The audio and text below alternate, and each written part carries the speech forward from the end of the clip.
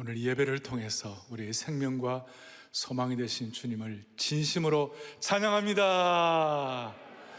찬양합니다. 생중계로 들어오시는 모든 분들 마음과 뜻을 다하여 주님을 찬양할 때 주님이 길을 열어주시는 것입니다. 자, 오늘부터 이 온전함을 사모합니다 시리즈가 시작되는데, 이 시리즈를 시작하면서 제가 기도하는 가운데 선대의 옥하는 목사님께서 제자훈련에 미쳐야 된다는 광인론을 가지고 한국교회 귀한 사역을 우리가 감당하도록 은혜 주셨다면, 이제 포스트 코로나 이후 시대에는 이 온전론, 온전함의 은혜를 가지고 한국교회 앞에, 시대 앞에 잘 쓰임받는 축복을 허락하여 주옵소서. 그런 마음이 들었고, 그런 마음이 들 때 가슴이 막 뛰고 설레고 그랬는데, 우리 성도님들에도 그런 은혜 주시기를 바랍니다. 자, 지난 하반기 동안에 우리는 돌아오면 회복된다는 스가랴의 말씀을 통하여 많은 은혜를 받았습니다. 그런데 돌아오면 회복되는데, 그렇다면 회복의 구체적인 모습, 회복의 구체적인 그림, 회복의 구체적인 알맹이가 뭘까? 자, 그런 생각을 하면서 회복의 구체적인 형상은 온전함이 진정한 회복이다. 그래서 스가랴서의 결론이 온전함이 아닐까 하는 그런 생각도 해보았습니다. 이런 의미에서 온전함은 우리의 올바른 방향이자 회복의 에센스이자 열매라고 말할 수 있습니다. 만약에 우리가 회복된 것이 온전함으로 나아가지 않는다면 그 회복은 물에 물 탄 듯 유야무야 될 수 있겠죠. 또 과거로 회귀할 수도 있는 것입니다. 제가 은혜 게시판을 보니까 이번 온전함 시리즈에 대해서 성도님들이 기대를 한다, 그런 내용을 보았는데, 그거 보면서 제가 아주 부담이 됐어요. 굉장한 부담이 됐어요. 그래서 제가 이런 생각을 했습니다. 이번 시리즈는 저 혼자 일방적으로 말씀 전하지 말고 우리 같이 하십시다. 제가 좀 사투리 쓰겠습니다. 같이 하입시다. 같이 우리 같이 말씀 보면 같이 기도하면서 같이 참여하면서, 그래서 모든 우리 메시지에는 앞으로 액션 플랜이 있을 것입니다. 같이 참여하십시다. 그럴 때 하나님께서 이번 시리즈를 복 주시기를 바랍니다. 그렇게 될 것입니다. 자, 이번 시리즈를 하게 된 배경은 한국교회 교회 역사의 배경이 있고, 우리 교회 사명을 제가 좀 생각해 보았어요. 여러분, 한국교회는 수천 년 내로는 민족 종교를 100여 년 만에 바꾼 나라입니다.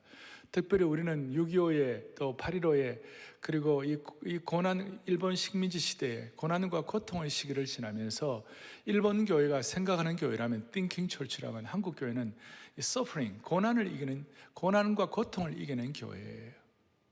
따라서 한국 사회에 지나간 압축된 우리 고도 산업화, 고도 성장과 또 민주화, 이런 것들이 사실은 한국 교회의 은혜가 뒷받침되어 있었기 때문에 이런 축복을 받았다고 확신합니다. 여기에 대해서는 여러분 일체 누가 뭐라든 간에 우리가 분명한, 하나님께서 한국 교회에 복 주시고 한국 교회와 함께 한국 사회는 발전했다고 생각하면 되는 거예요. 두 번째, 우리 교회 사명은 뭐예요? 예수님의 온전한 제자가 되어 세상을 변화시키는 생명의 공동체. 예수님의 온전한 제자가 되어 세상을 변화시키는 성령 충만한 생명의 공동체가 우리 교회의 사명이에요. 예수님의 온전한 제자가 되는 것이에요. 그래서 오늘 제가 이 온전함으로 초대합니다, 이렇게 말씀을 이렇게 제목을 붙였는데요. 이 말씀을 같이 하면서 설명절 때 청량리나 서울에서 옛날에 기차표 사가지고 막 가슴에 설레고 그랬잖아요. 그런 마음으로 오늘 이 온전함을 사모하는 영적 KTX에다가 같이 우리가 몸을 싣고 함께 달려가십시다. 그리고 앞으로 이제 한 6개월 정도 하면서 7월 11일 날 마지막 마무리를 할 터인데, 지금 마음속에 before와 after를 잘 한번 생각해. 내가 오늘 이 말씀 들을 때 이때 시기와 7월 달에 이제 6개월 지나고 난 다음에 내가 얼마나 변화되었는가. 여러분 헬스클럽에 가가지고 내 몸 좀 조절하기 위하여 before와 after, before 배가 이렇게 나오고, 근데 애프터는 다 이게 뭐 우리 시대는 안 되지만 복근이 형성되고 말이죠. 그런 것처럼 온전함의 비포와 애프터가 여러분들에게 측정되기를 원합니다. 자, 이제 본문을 살피겠습니다. 1절에 보니까 너희가 부르심을 받은 일에 합당하게 행하여. 처음 예수님 앞에 예수 믿고 부르심을 받을 때에, 처음 부르심을 받을 때부터 합당하게 행하라. 그렇게 해서 2절 3절에 합당하게 행하는 것이 뭐냐면 겸손, 온유, 오래 참음, 사랑, 서로 용납, 성령이 하나 되게 하신 것, 이 모든 것들. 그러니까 겸손하고 성령이 하나 되게, 이걸 갖다가 나중에 어느 순간 먼 훗날에 해야 할 일이 아니고 부르심 받은 처음부터 해야 할 일이다, 그런 뜻이에요. 그것을 놓고 볼 때 이 온전함의 시작을 어떻게 하느냐면요, 예수님 처음 믿을 때부터 우리는 온전한 제자가 되어야 한다는 것이에요. 우리는 흔히들 예수님은 온전한 제자가 되어야 한다 이런 얘기를 하면 먼 훗날 얘기다, 이것은 무슨 영적으로 굉장히 성숙하고 완전히 이렇게 의탁된 아주 높은 수준의 성도들이 나아가는 것이지, 예수 처음 믿을 때 무슨 온전함이 되겠는가, 그렇게 생각할 경우가 많이 있어요. 그러나 오늘 우리가 기본적으로 사랑의 교회 모든 성도들은, 또 오늘 주님의 백성들은 부르심을 받은 그때부터 우리는 예수님의 온전한 제자가 되기로 목표를 해야 한다는 것이. 따라서 다시 한번 예수님 처음 믿을 때부터 온전한 제자가 되게 하여 주옵소서. 오늘날 세계 복음주의 교회의 많은 교회들이 힘을 잃어버리고 비참한 그런 신앙생활을 하고 있는 이유 중에 하나가, 예수님의 온전한 제자 되고 예수님 제자 되는 것은 나중에 어느 시점 지나가고 되는 것이지, 지금 우리는 그런 거 아니다라는 이런 생각 때문에 수많은 복음주의 교회가 생명력과 기백과 능력을 잃어버리고 있는 것이에요. 그런 차원에서 오늘 이 온전함을 시작하면서 사랑의 교회 모든 성도들, 오늘 우리 중창단, 또 우리 모든 교우들, 오늘 일부 예배 때나 앞 예배 때는요, 본당뿐만 아니라 지하 5층부터 지상 8층까지 다 10분씩 다 차버렸어요. 할렐루야. 사모하는, 그렇게 사모해서 예배에 나왔는데 우리의 마음속에 소원을 하자고 해요. 주님, 예수님 처음 믿을 때부터 온전한 제자가 되기로 소원하게 하여 주십시오. 처음 믿을 때부터. 그래서 제가 처음부터 예수님 처음 믿을 때부터 우리가 온전한 제자를 사모해야 한다는 거 갖고 제가 삼행시를 한번 지어봤어요. 그래서 온전함, 제가 여러분들이 운을 떼주세요. 함께요. 먼저, 온지 얼마 되지 않는 성도들도 전심으로 사모하여 함께 사랑의 교회에서 온전한 제자가 되십시다. 아멘. 처음부터. 자, 그런데 현실은 우리 자신을 돌아보면 오늘도 상처받고, 우리 가운데 지금도 오늘 이혼해야 되나 말아야 되나, 이혼할까 말까, 가정적으로 힘들어하고 경제적으로 힘들어서 막 인생 그냥 때려치울까, 그런 사람도 없잖아 있어요. 이런 분들에게 처음부터 온전한 제자가 된다는 것이 어떻게 다가오겠습니까? 이 내용은 마치 거대한 벽같이, 넘지 못할 넘사벽같이 그렇게 느낌이 들 수도 있을지도 모릅니다. 그런데 우리 주님의 심정을 깨달아야 돼요. 여러분, 자식이 못되었다고, 자식이 못났다고, 자식이 약하다고, 자식이 깨어졌다고 부모가 그대로 두기를 원하는 부모는 없는 거예요. 오늘 주님의 마음은 우리 연약함과 부족함 때문에 나가 떨어지는 것이 아니라, 우리가 좀 부족하고 못되었다 할지라도 예수님의 온전함을 사모하고 주님을 닮아가고 예수님의 온전한 제자 되는 길을 주님이 원하시는 줄 믿으시기를 바랍니다.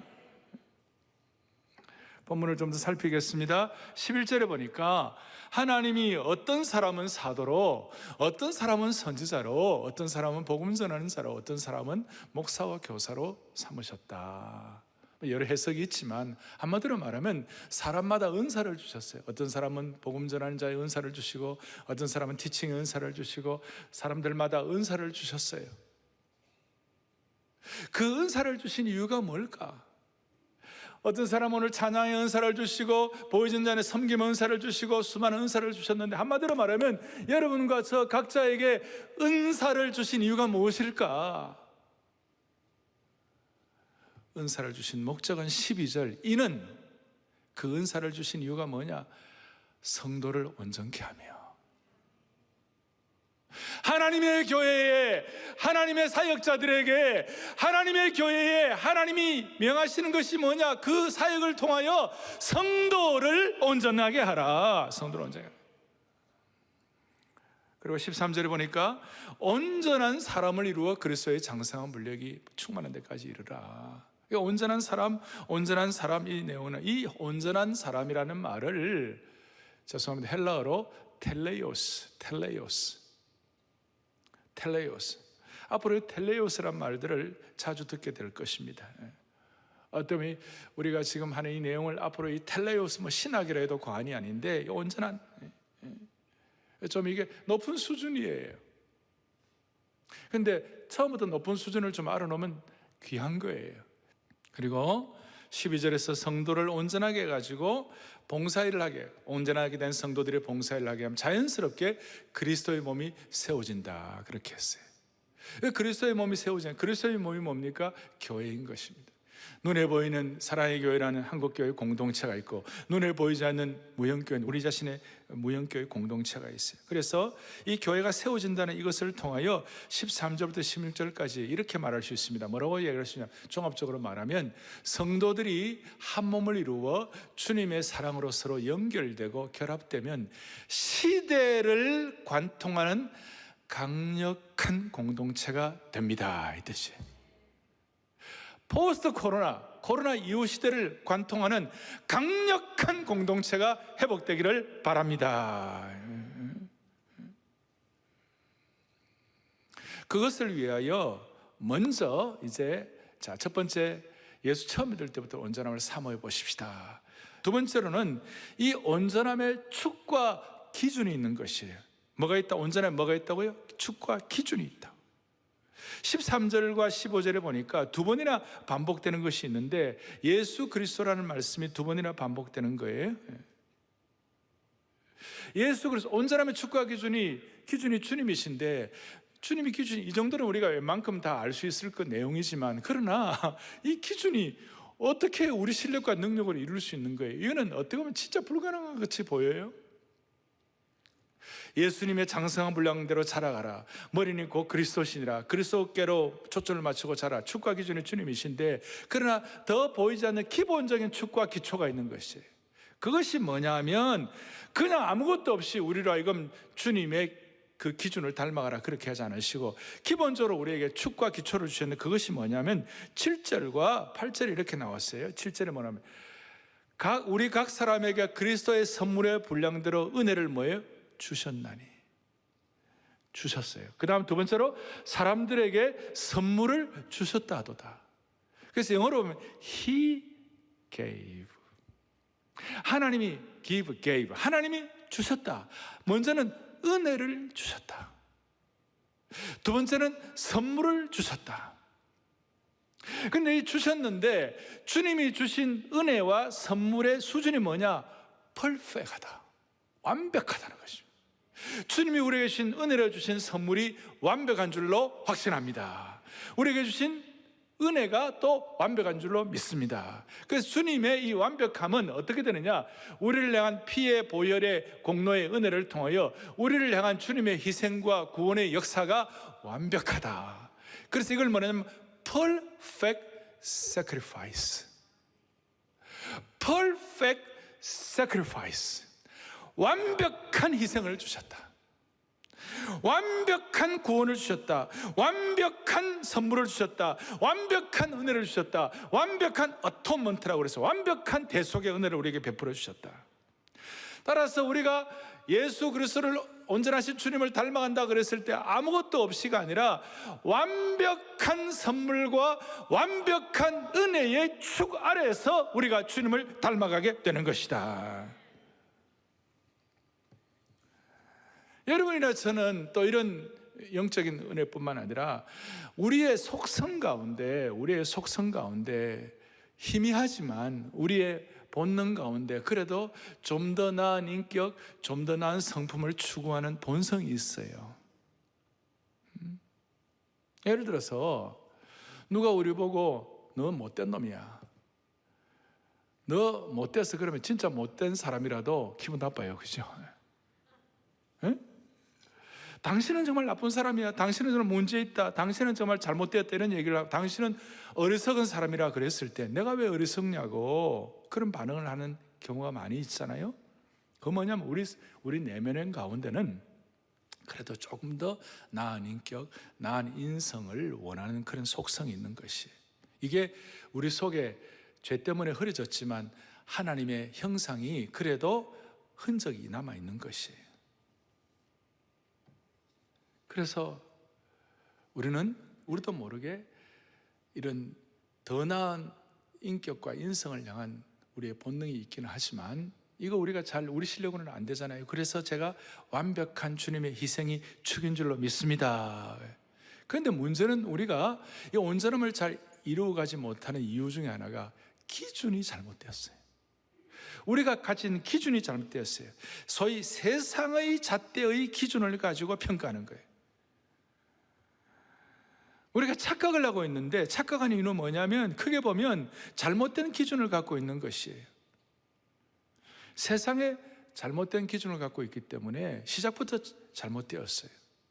뭐냐면 세상에서 좀 온전하게 된다, 세상에서 좀 더 나은 인격이 된다 그랬을 때 세상의 기준은 뭐냐면 철저하게 비교해가지고 하는 기준이에요. 그래서 비교를 해서 내가 저 사람보다 좀 더 낫다, 소위 상대적이죠. 타인과 비교하는 비교의 성향이 우리에게 있는 것이에요. 그러니까 서로가 쏟고 사는 것이에요. 우리 속에 나쁜 비교 성향 가운데 나쁜 속성 하나가 있는데, 그것이 뭐냐면 내가 아무리 부족하더라도 그래도 내보다 못한 사람들이 많지, 이 가운데 나보다 부족한 사람이 한 명이라도 있어, 이런 의식이 우리 속에 자리 잡고 있는, 이게 비교 의식이에요. 여기에 대해서 사도 바울이 고린도후서 10장 12절에 우리는 자기를 칭찬하는 어떤 자와 더불어 감히 짝하며 비교할 수 없노라. 그러나 그들이 자기로서 자기를 헤아리고 자기로서 자기를 비교하니 지혜가 없도다, 어리석도다. 자기 자신과 다른 사람들을 비교하는 사람은 지혜가 없고 어리석고 스스로 쏟고 있다는 것이, 이것이 오늘 제가 말씀드리는 온전함과는 통하지 않는 것이에요.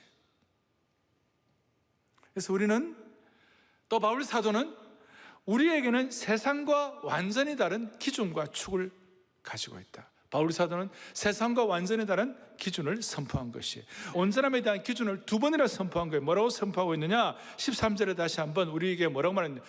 온전한 사람을 이루어 그리스도의 장성한 분량이 충만한 데까지 이르라. 누구의 장성한 분량이에요? 그리스도의 장성한 분량. 그 다음 15절에도 뭐라고 하느냐? 범사에 그에게까지 자랄지라. 그는 머리는 곧 누구시라? 그리스도시라.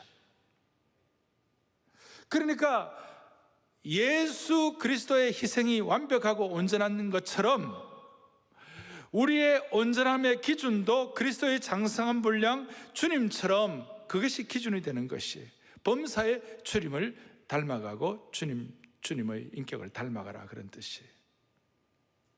이게 참, 그러면 주님의 인격을 내 같은 사람이 어떻게 닮는가? 많은 한계를 느끼게 됩니다. 그런데 주님의 온전한 인격을 닮아간다 그랬을 때에 예수님의 어떤 우리와 감히 비교 불가능의 능력, 주님의 신성이 있잖아요. 폭풍우를 잠재우시고 귀신을 쫓아내시고 영계를 통치하시고, 하여튼 어떤 그런 주님의 신성적인 것을 닮아가라는 것이 아니고, 우리가 주님의 장성한 분량이 충만한 데 이르라는 것은 주님의 인성, 주님의 인격, 주님의 인성을 닮아가라는 것을 깨달으셔야 되는 것이에요. 저도 이 말씀을 준비하면서 다시 한번 각오를 했어요. 주님, 제가 감히 주님의 비교 불가능한 자연계를 점령, 이런 게 아니고, 제가 말하는 온전함의 기준은 하나님의 아들로서 완전한 사람이신, 완전한 인성을 가지신, 우리와 함께 울고 함께 웃는 감정을 가지신 그 주님이 우리의 기준이다, 이 말이에요. 그 주님의 완전한 인성과 인격을 비교하는 것이 우리가 추구하는 온전함이라는 것이. 그래서 이런 내용을, 이런 마음을 가지고 6개월을 다듬고 2년, 3년을 다듬어가면 어느 순간 주님의 인격, 주님의 인성을 점점점 닮아가서 온전해지는 하나님의 백성으로 무장될 수가 있다는 것입니다. 이 주님의 인성과 주님의 인격은 보기만 해도 은혜가 되는 거예요. 어떻게 보면 보기만 해도 닮아가게 되는 것이에요. 여러분, 그렇게 되기를 바랍니다. 가면 갈수록 저도 여러분도 주님의 인격, 주님의 인성을 더 닮아가는, 무슨 비교 불가능한, 무슨 막 폭풍 잠재우고 귀신을 쫓아내는 것이 아니라 함께 울고 함께 웃는 주님의 인성을 닮아가는 것이에요. 주님의 인성. 주님의 인성, 어떤 것이 있어요? 주님의 온유함, 주님의 인격의 온유함, 주님의 내적 강함, 주님의 절제, 주님의 섬김, 주님의 즐거움, 심지어 주님의 유머. 5,000명을 앞에 놓으시고 먹을 것이 힘들어하는 사람들에게 빌립이 이 사람들 우리 물은 안 됩니다. 그래서 주님의 유머, 네가 먹을 것 주라 그랬어요. 낙타가 바늘기에 들어가는 것처럼 부자가 천국 가는 게 쉽지 않다. 주님의 놀라운 유머예요. 주님의 인격을 닮아요. 주님의 인격. 온전함의 기준, 또 주님이 갖고 계시는 사명과 주님의 목표가 우리의 온전함의 기준이 되기를 바라는 겁니다. 그래서 여러분, 저는 그렇게 되고 싶어요. 완벽하지는 않지만 시간이 지나면 지날수록 주님의 인격을 닮아갈 수 있는 저희들 되기를 바랍니다.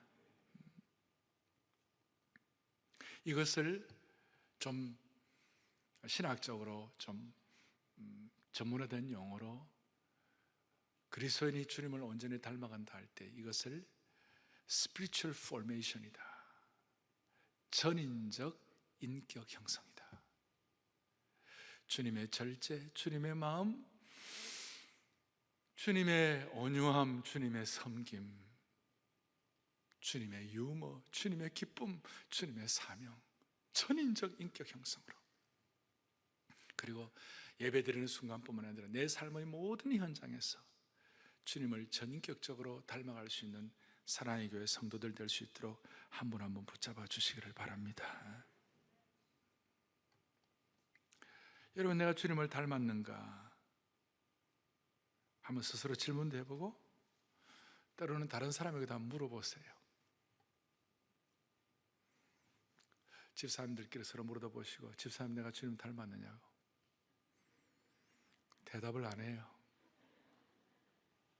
어쨌든 이번 온전함 시리즈 우리가 막 잘 감당하면서 점점 주님의 인격과 인성 다시 갑니다. 무슨 폭풍을 잠재우는 게 아니에요. 주님의 절제, 주님의 겸손, 주님의 온유함, 주님의 마음 본받아 살면서 그 온전하심 나도 이루리. 할렐루야. 조금씩.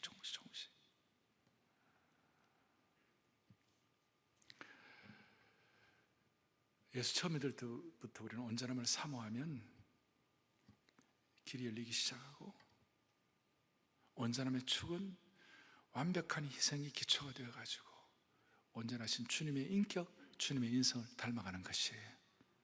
그럼 세 번째로, 교회는 이 온전함의 신비를 위하여 쓰임받아야 돼요. 다시요, 하나님이 교회에 사역자들을 주시고 교회를 주신 목적이 뭐냐? 12절에 성도를 온전하기 위해서, 온전하게 하기 위하여. 이것이 교회의 중요한 사역의 우선순위예요. 우리는 교회가 결과론적으로 보면 교회가 전도와 사명과 세계 선교와 복음 전도, 구제와 봉사, 그 다음에 뛰는 거 다 해야 되지만 교회의 우선순위는 성도의 온전함이에요. 이걸 한국교회가 포스트 코로나 시대에 다시 한번 우리는 절실하게 확인해야 돼요. 교회는 교회 사역을 통하여 복음이 들어가는 곳마다 평화가 선포되고 하나님의 정의가 펼쳐지는데, 오늘 이 온전함과 비교해 보면 사실 평화와 정의도 온전함보다도 앞설 수는 없는 것이에요. 오늘 이 사회, 소위 기독교 내에도 소셜 가스펠이라고 그래서 사회복음이라고 그래갖고 정의와 뭐 이런 공정 이런 것 얘기를 많이 하는데, 정의와 공정 그 이전에 온전함이 우선순위예요. 복음과 평화와 정의보다도 더 우선순위가 교회가 할 일은 온전함이에요. 주님을 닮아가는 영적 성숙에 대해서 그걸 온전함을 추구하고 회복시켜야 되는 거예요. 제가 다시 얘기합니다. 우리가 온전한 인격 된다, 온전한 자가 된다는 것은 무슨 하얀 옷을 입은 성자가 된다는 뜻이 아니에요. 주님의 인성, 주님의 인격을 닮아가는 것이. 그리고 이걸 위하여 교회가 이 온전함의 신비를 이루어가는데 교회가 쓰임받아야 할 줄로 확신하는 것이에요. 그런 의미에서 여러분, 좋은 교회 만나고 좋은 교회 생활하는 것은 큰 우리의 생애의 최고의 과제라고 말할 수 있어요. 그럼 여러분, 좋은 교회가 뭐예요? 뭐 이런 교회가 좋은 교회다 다 얘기하지만, 제가 좋은 교회를 한마디로 말하면 저는 나의 영적인 상태를 새롭게 바꿔주는 교회가 좋은 교회예요. 저와 여러분의 영적인 상태를 교회를 통하여, 교회 생활을 통하여 새롭게 될 수 있도록 하게 된다면 그것이 좋은 교회예요. 오늘 한국교회가, 사랑의 교회가 우리의 영적인 상태를 새롭게 바꿔주는 교회 역할을 하기를 바라는 것이에요. 조금 더 깊이 들어가면 영적으로 우리를 성숙시켜주는 교회, 우리를 영적으로 온전하게 만들어주는 교회. 지나간 시간에도 우리 교회를 하나님 은혜를 주셨지만, 이제 앞으로 사랑의 교회는 성도들의 영적인 상태가 늘 새로워지고 늘 더 한 단계 더 올라가고 더 온전해지는 그런 성도들의 신앙 생활이 될 수 있도록 사랑의 교회라는 교회가, 아니 한국 교회가 그런 역할을 포스트 코로나 시대에 감당할 수 있기를 원합니다. 그러면 좋은 교회가 성도를 온전케 해주는 이 신비를 잘하기 위하여 성도들이나 교회가 기억해야 할 것이 한두 가지 적용이에요. 첫째는 뭐냐? 적용할 것이 뭐냐? 우리의 영적인 상태를 새롭게 하기 위하여, 온전함을 위하여. 이 온전함은 여러분 잘 아시는 대로 하루아침에 이루어지는 것이 아니에요. 하루아침에 천사가 되는 것이 아니에요. 과정과 시간이 걸려요. 우리에게 과거의 습관이 여전히 남아있고 과거의 태도가 내 삶을 올가매는 것을 보면서, 야, 나 진짜 이거 어떡하냐, 스스로에 대해서 참 안타까워질 때도 있겠지만, 시간, 과정이 있는 거예요. 과정이 있다는 말은, 서서히 일어나는 이 과정이 있다는 말은 이게 단계별로 이루어진다는 것이. 예를 들어서 어린아이들도 갑자기 어른 안 되잖아요. 어린아이가 빠르면 11개월, 10개월 걸어 다니지만 늦어도 14개월, 15개월 걸어 다니고 어린아이가 되다가 그 다음에 어린이가 되고 그 다음 청소년기를 지나서 그 다음에 젊은이, 장년 세대가 쭉 되잖아요.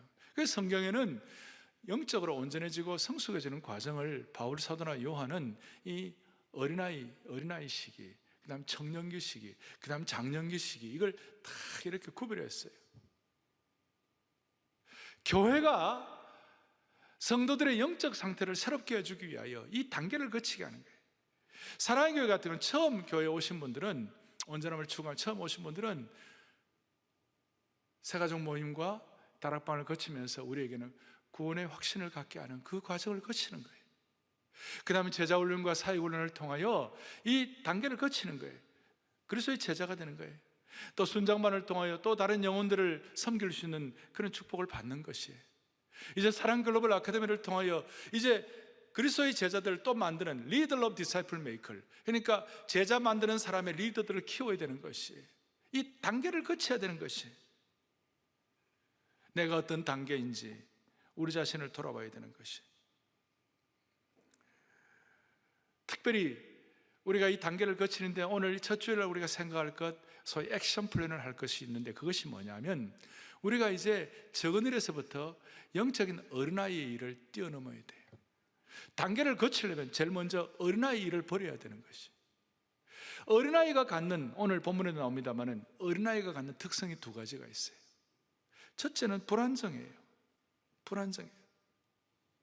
산만해요. 어린아이들은 집중력이 짧아요. 교회 내에 영적으로 산만해가지고 집중력이 떨어진 어린아이들이 곳곳마다 우글우글해요. 14절에 보니까 어린아이들은 어떻게 되느냐? 우리가 이제부터 어린아이가 되지 아니하며, 그러면 어떻게 되느냐?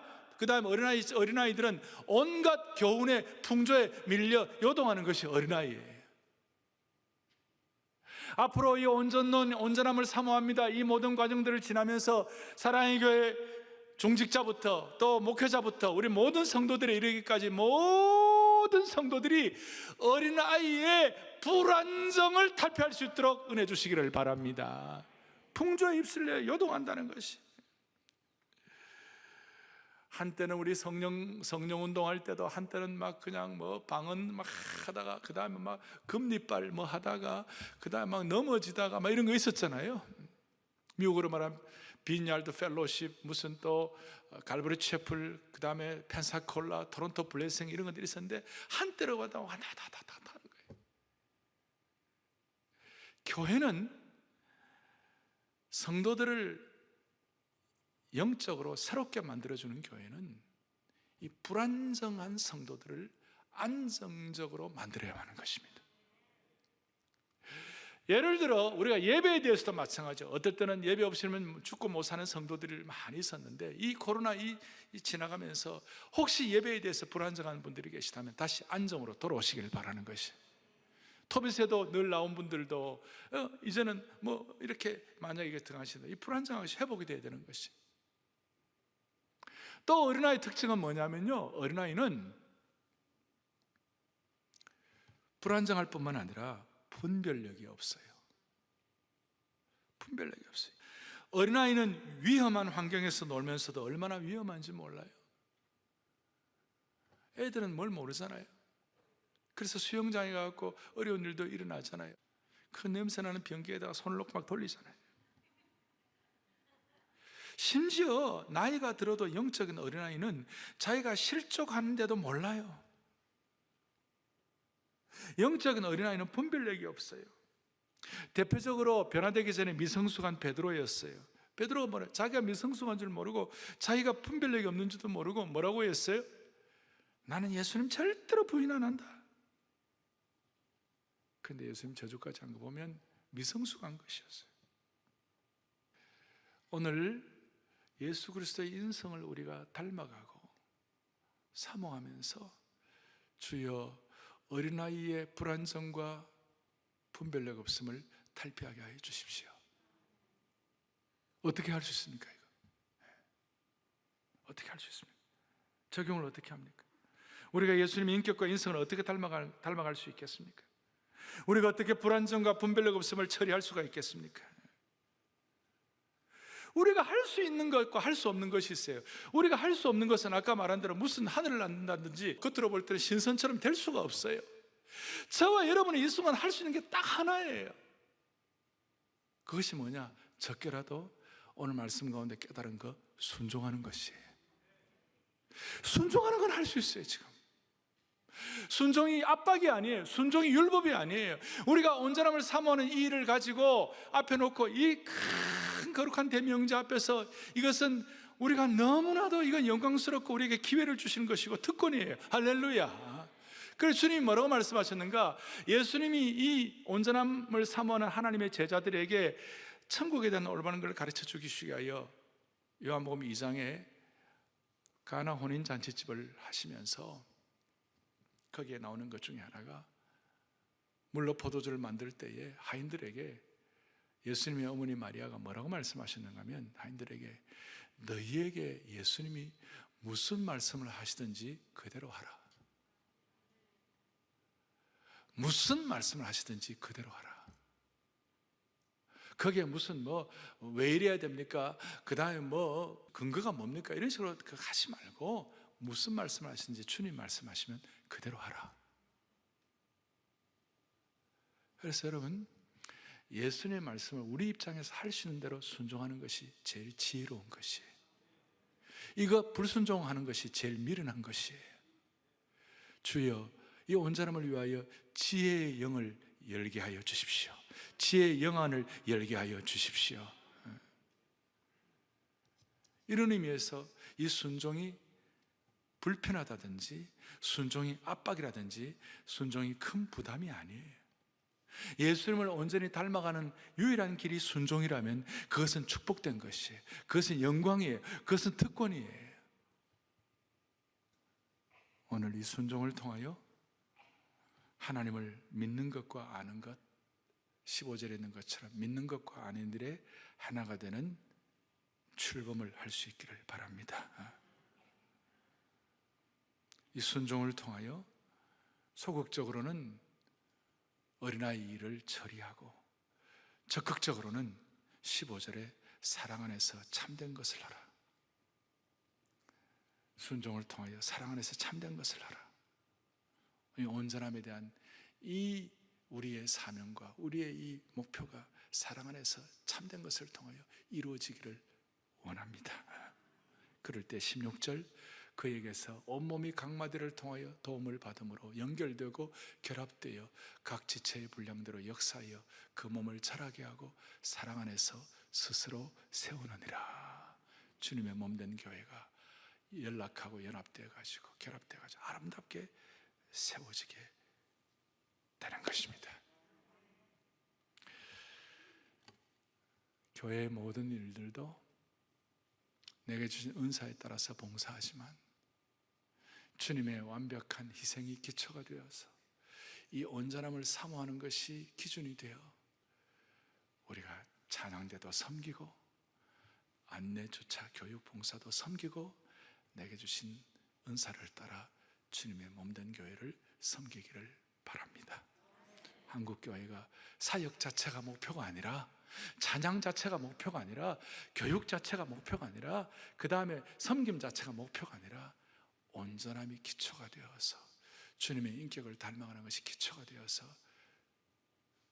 주님을 섬길 수 있기를 바랍니다. 그리고 이것도 베드로전서 5장에 보면 기가 막힌 말씀이 있는데 5장 10절에 무슨 말씀? 너희를 친히 온전하게 하시며. 할렐루야. 우리가 애를 쓰지만 순종하지만 결국은 누가 우리를 온전케 하시는 거예요? 주님이 우리를 친히 온전하게 하시는 것이에요. 온전함의 이 이니셜이 주님께 가 있는 것이에요. 용기를 얻으십시다. 다시 한번 포스트 코로나 시대의 온전함을 가지고 이제 이 온전함이라는 산에 함께 등정하십시다. 오늘 주보에 제일 앞에 이 산에 올라가는 거 그림 보이시죠? 함께 등정하십시다. 주님의 마음을 본받는 자, 그 거룩하심 나도 이루리, 그 온전하심 나도 이루리. 주님의 마음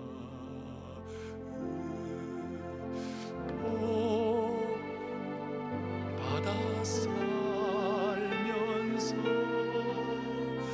그 455장 거룩하심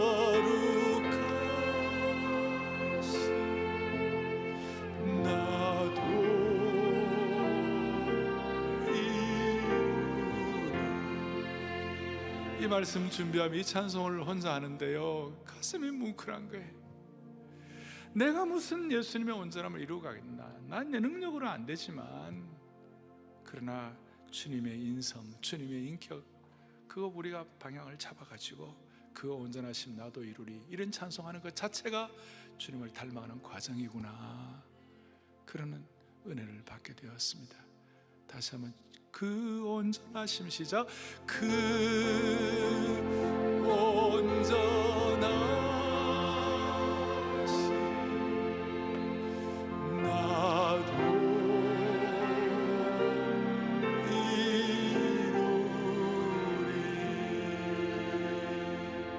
가슴에 손을 얹겠습니다. 같이 우리 간절한 마음으로 기도하십시다. 이제 온전함의 이 초대를 받았습니다. 이번 한 주간 동안 주님을 닮아가는 온전한 제자가 되게 해달라고 기도 제목을 가지고 말이나 일이나 삶의 여정에서 주님의 온전함을 이루기를 이제 기도 제목부터 가지고 액션 플랜 시작하십시다. 그리고 적은 것부터라도, 순종하기 쉬운 것, 작은 것부터라도 실천할 수 있기를 바랍니다. 주님, 작은 것부터라도 실천하여 온전함의 산에 함께 등정하게 하여 주옵소서. 주님, 오늘 이 말씀을 온전히 받아들이는 성도들 되게 하여 주시기를 원합니다. 이 온전함이 율법이 아니라 일상에서 만져지는 말씀으로, 은혜의 말씀으로 역사하게 하여 주시옵소서. 순종이 의무가 아니라 받은 은혜가 너무 컸어. perfect sacrifice, 완벽한 희생 때문에 기쁨으로 순종할 수밖에 없는 순종의 삼투압이 일어나게 하여 주시옵소서. 우리 주 예수 그리스도 이름 받들어 간절히 기도 올리옵나이다. 아멘.